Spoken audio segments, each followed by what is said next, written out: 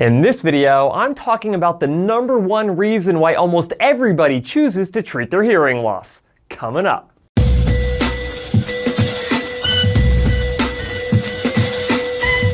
Hi guys, Cliff Olson, Doctor of Audiology and founder of Applied Hearing Solutions in Phoenix, Arizona. And on this channel, I cover a bunch of hearing related information to help make you a better informed consumer. So if you're into that, make sure you hit that subscribe button. And don't forget to click the bell to receive a notification every time I post a new video. A few weeks ago, I released a video where I discussed the negative emotions associated with untreated hearing loss. And in that video, I also discussed how emotions are more powerful than logic when it comes to someone deciding whether or not they should treat their hearing loss. In that video, I discussed a variety of negative emotions, anything from fear and anger to depression and sadness. However, it is not these emotions that encourages someone to take that next step to actually treat their hearing loss. That's because it is actually the positive emotions associated with being able to hear better that leads someone to treatment acceptance. Let me explain. Since I follow a person-centered care approach to hearing treatment inside of my clinic, I spend a lot of time identifying the very specific situations that my patients tend to struggle in.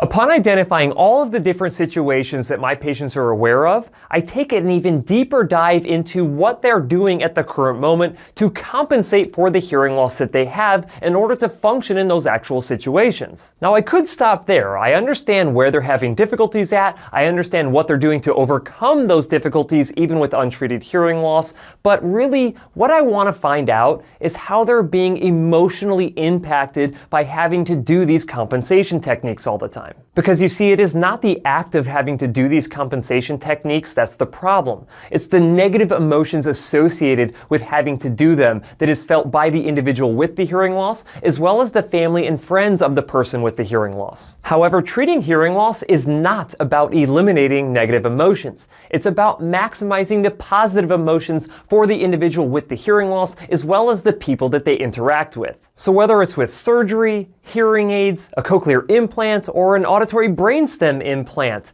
the positive emotions associated with removing communication difficulty is what it's all about. Just imagine going from being depressed about not going out with your friends because they're going to a noisy restaurant to the excitement that you will feel when you can go out with your friends no matter where they're going and you can feel confident that you'll actually be able to communicate with them. I mean, this is almost as priceless as being able to hear the punchline of a joke instead of just laughing when everyone else does because you didn't actually hear it. Or that feeling of happiness that you get when you actually hear your spouse or your child or your brother, your sister, your mom or your dad or your grandparents tell you I love you. Because you see, as bad as you want to get rid of the negative emotions associated with hearing loss, it's the positive emotions that are really the thing that you're looking for, and that's why they're the #1 reason why people treat their hearing loss. But these positive emotions don't always come easy. Oftentimes, they take a lot of time and effort on your behalf and on the behalf of your hearing care professional. In some cases, and maybe even in your case, individuals wait years to actually treat their hearing loss, which means that you have years worth of auditory deprivation that you have to overcome before you can actually experience the full benefit of hearing treatment. Not to mention, having a massively positive emotional response to hearing treatment often depends on how good your hearing care professional is. Now, when I say good, you might think that this is entirely subjective, but that is not the case. There are two main criteria that determine whether or not a hearing care professional is good or not.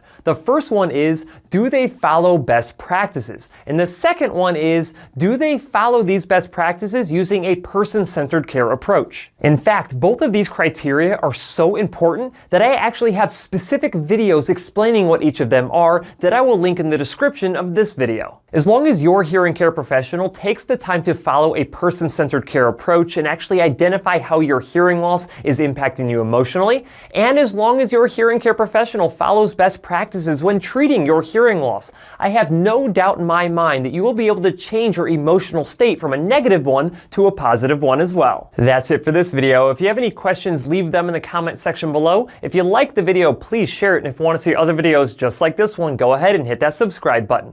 Also, feel free to check out my website, drcliffaud.com.